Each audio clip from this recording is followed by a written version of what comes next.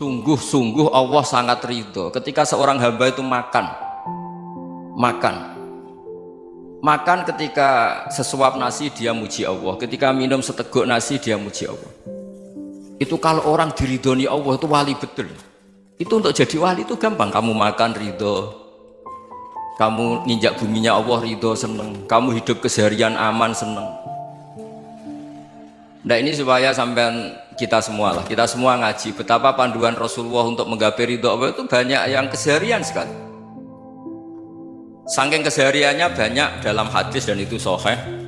Nabi menyebut hal-hal yang keseharian. Hatta ma tas'alu fi imra'atika, kamu punya uang kemudian istri kamu bisa makan, itu ibadah.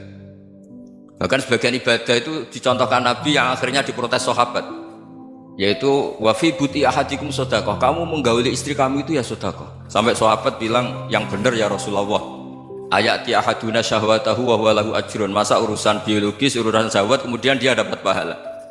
Nabi menjawab, alaysa law wada'aha fi haramin akana alaihi wisrun, bagaimana kalau dia meletakkan ke yang tidak benar, itu kan dosa. Nah, hal-hal seperti ini yang saya ingin teman-teman semua, saya juga agak ingin ngaji demi Anda, juga agak ingin. Itu dosa sekali ngaji kok pesanan kelompok tertentu itu nggak boleh. Islam itu untuk semua, jadi ya cuma karena di depan saya jenengan ya seakan-akan jenengan korbannya. Itu ada ilmunya dalam usul fikih itu. Jadi orang itu harus ngaji usul fikih. Nama yang disebut, mungkin Mas Sufyan masih ingat zaman ngaji usul fikih, nama yang disebut itu tidak jaminan sebagai prioritas perintah. Jadi misalnya gini, kebetulan yang di depan Nabi itu Abu Dzar, Nabi ya bilang, ya Abu Dzarin ini uhibbuka misalnya, atau ya Mu'ad ini muhibbuka, atau ya Abu Hurairah ini uhibbuka. Banyaklah riwayat yang Nabi nyebut ya Abu Dzarin, ya Mu'ad, ya Abu Hurairah. Kemudian misalnya Nabi meneruskan khitab, ini uhibbuka, saya mencintai kamu, fakul dubur sholatin, atau sebagian riwayat disebut fala tada'an la dubura kulli sholatin Allahumma inni ala dzikrika wa syukrika wa husni ibadatik. Saya mencintai kamu, siapa saja, Mu'ad bisa, Abu Dzar bisa, siapa, saya mencintai kamu, mohon kalau habis sholat kamu jangan lupa wiridan Allahumma inni ala dzikrika wa syukrika wa husni ibadatik. Ya Allah, tolong kami permudah supaya mudah ingat Engkau. Anda tidak bisa mentang-mentang, wong nama saya Parmin, nama saya Purnomo, itu yang diperintahkan Mu'ad misalnya. Jadi yang disebut satu, tapi khitab itu untuk siapa saja. Saya teruskan. Jadi saya mohon semua kita melakukan kebaikan itu, kalau dalam kaidah fikih disebut al yakin la yuzalu bisyak. Banyak kebaikan yang kebenarannya itu 100%, tidak punya efek samping ke pihak lain, ke kelompok lain, ke komunitas lain. Itu tadi misalnya Anda makan dan itu murah sekali, hanya butuh satu piring, setiap punyaan kamu muji Allah, setiap minum kamu muji Allah. Itu redaksinya Rasulullah SAW disebut Allah sangat ridho ketika seorang hamba makan kemudian dia memuji Allah, atau minum kemudian dia muji Allah. Logikanya gampang, negara seperti ini yang kamu harapkan bentuknya kayak apa, mertua, ipar, komunitas, tetangga, itu nyata terjadi itu kan belum pasti. Sementara yang mesti terjadi adalah kamu butuh makan, kalau tidak mati, butuh minum, kalau tidak mati, butuh bumi yang nyaman ditempati, kalau tidak kita juga mati.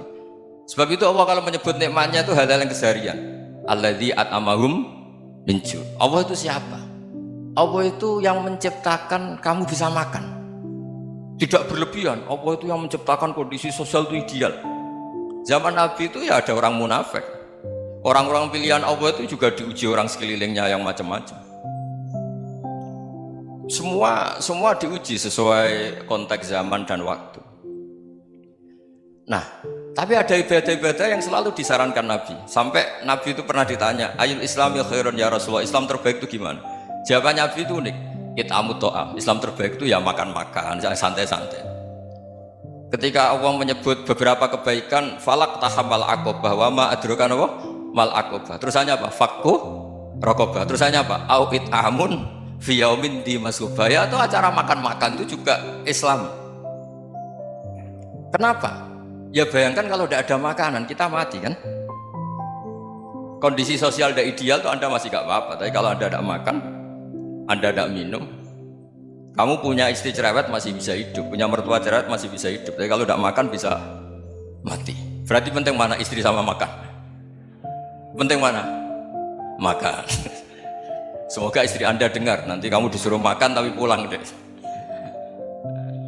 Itu kalau dibahasakan makan masih memahami. Penting mana nasi satu piring dengan istri? Nggak ada nasi mati, nggak ada istri belum mati. Penting mana? Gak berani jawab kan? Nah, ternyata Anda ada garang kan di depan istri.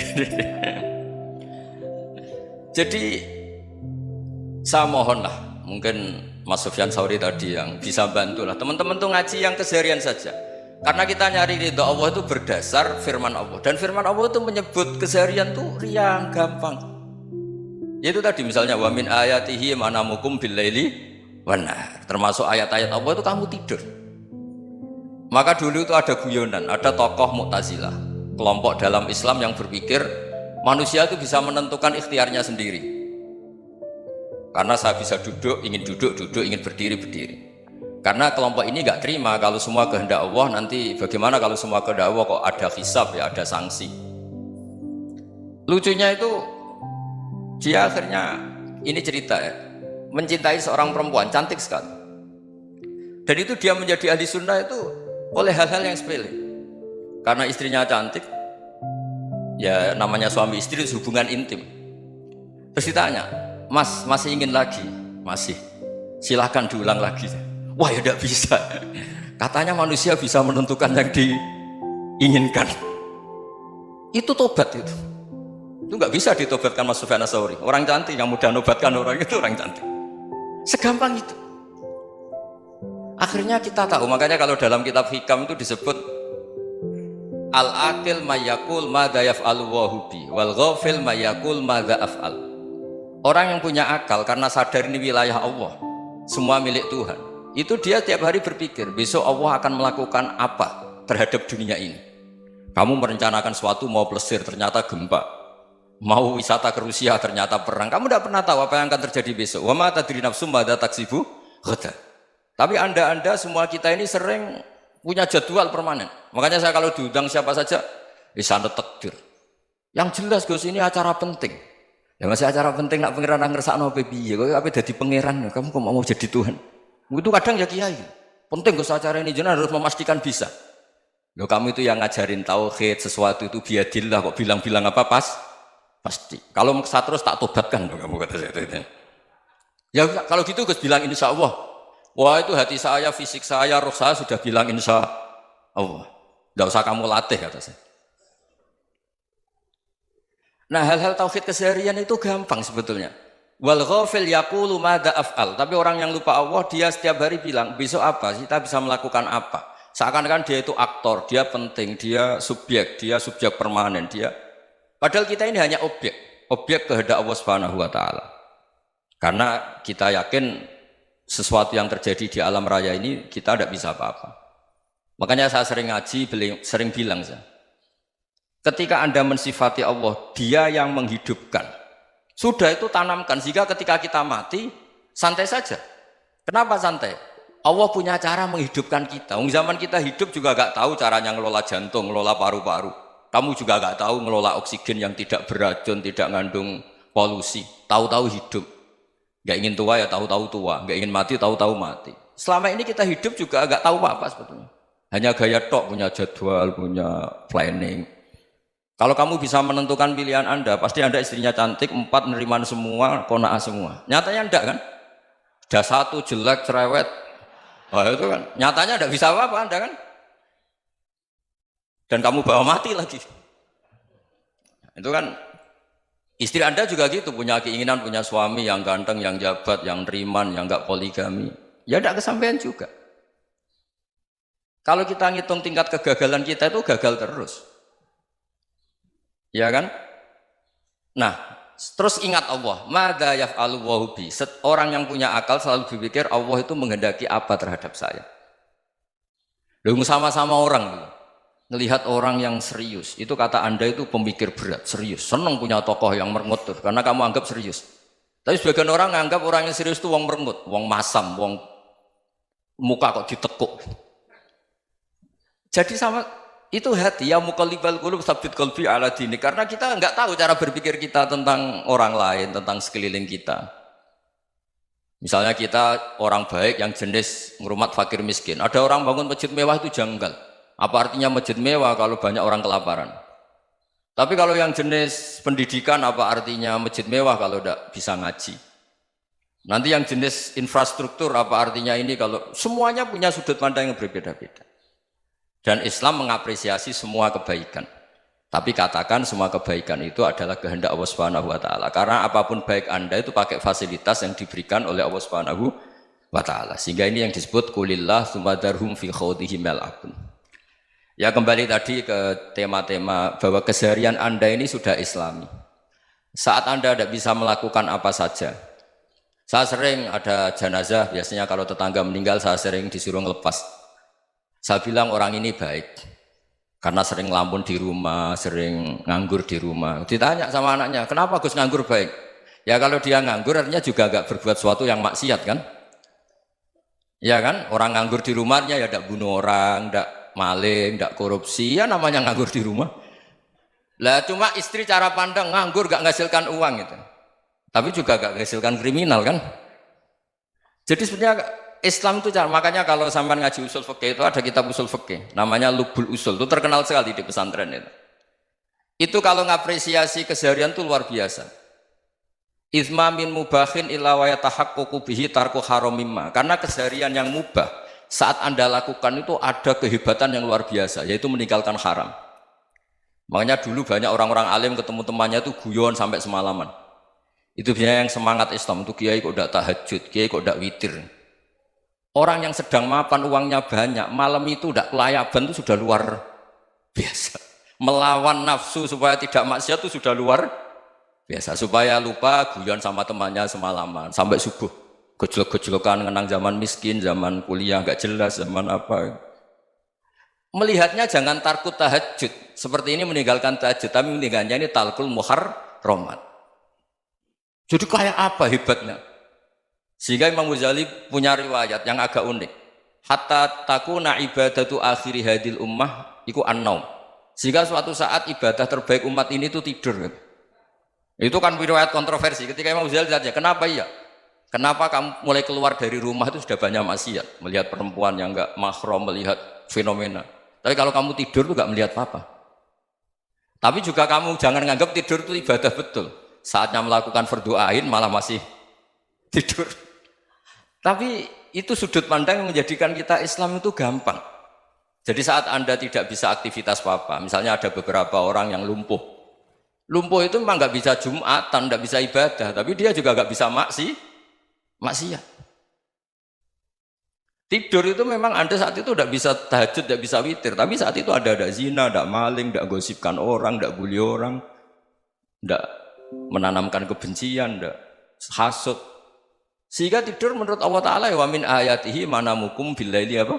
Wan-nahar. Karena di tidur itu selain ada unsur istirahat, jaga kestamina, juga ada unsur meninggalkan beberapa keburukan.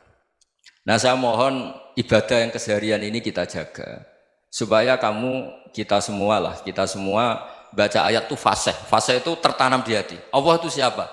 Alladzi at'amahum min ju'i wa amanahum min khawf. Dan Allah kalau cerita di Quran itu anna sababnal ma'a sabba thumma syaqaqnal ardha wa syaqqa fa ambatna fiha habba wa inaba wa qadba wa zaituna wa nakhla wa hadaika hulba. Kamu tahu saya ini siapa, kata Allah?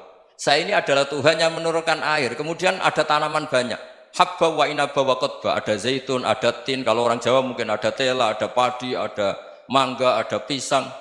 Sudah. Wa inaba wa zaituna wa nakhla wa hadaika hulba, ada perkebunan yang lebat.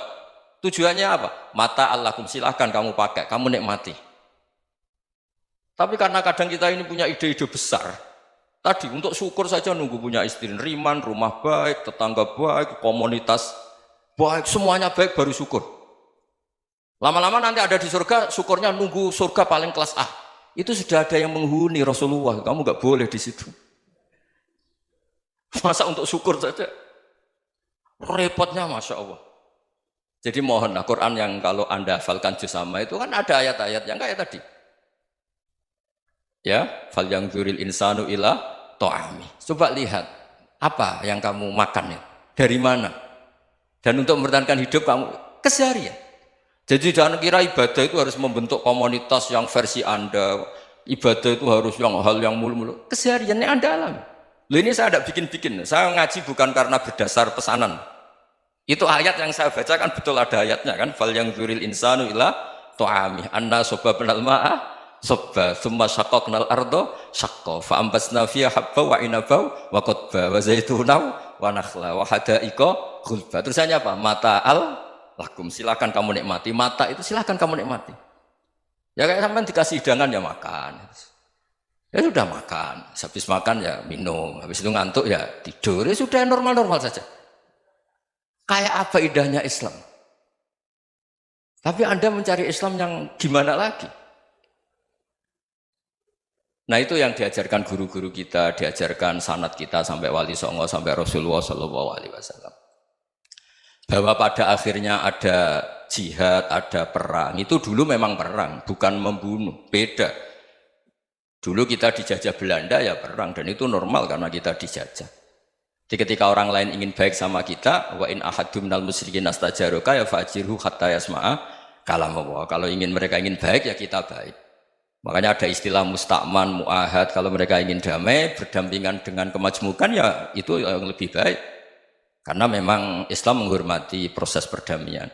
Wa in janahu lis-salmi ya fajnah lah. Kalau ingin damai ya kita harus